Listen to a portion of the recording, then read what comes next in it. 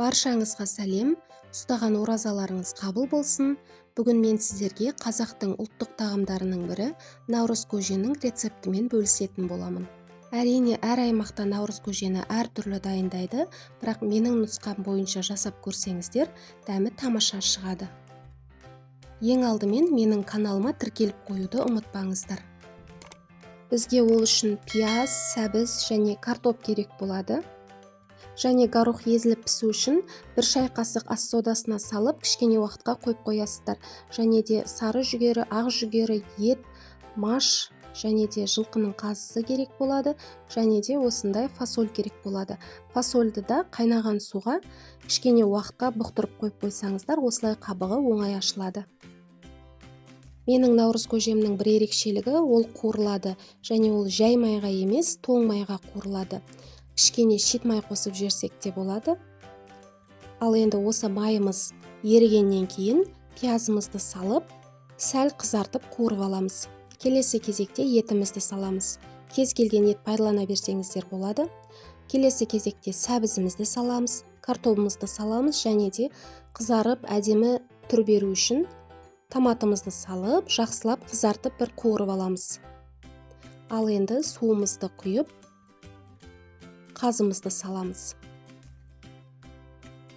Суымыз қайнағанша, яғни сорпамыз қайнағанша, біз фасолімізді тазалап аламыз. Байқасаңыздар, қабығы өте оңай алынып жатыр. Бірақ бұны алдын ала қабығын ашып, дайындап қойсаңыздар да, уақыттарыңызды алмайды. Міне мен фасольді тазалап алдым. Мен қазыны зубочисткамен тесуді ұмытып кетіппін. Міндетті түрде тесіп қойыңыздар. Егер теспейтін болсаңыздар, қазыларыңыз ісіген кезде жарылып кетуі мүмкін. Біздің сорпамыз қайнады. Енді барлық дәнді дақылдарымызды саламыз. Тек қана машты алып қалыңыздар. Өйткені маштың пісуі жылдам. Машты көже дайын болуына жарты сағат қалған кезде салсаңыздар жеткілікті. Енді дәміне қарай тұзымызды салып, сорпа 1,5 сағат қайнағаннан кейін машымызды саламыз. Тағы да жарты сағат өткеннен кейін кеспемізді саламыз.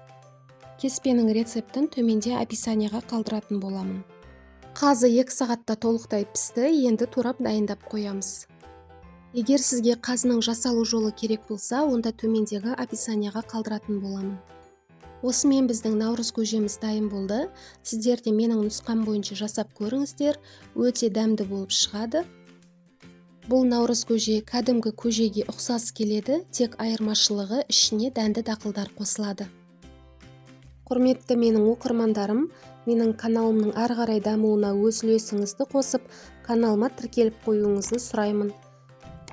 Менің каналыма өтсеңіз, небір торттар мен пирогтардың, тіске басарлардың және ыстық тағамдардың рецептін көре аласыз. 1-2 видеоның сілтемесін қалдырдым, кіріп көріңіз.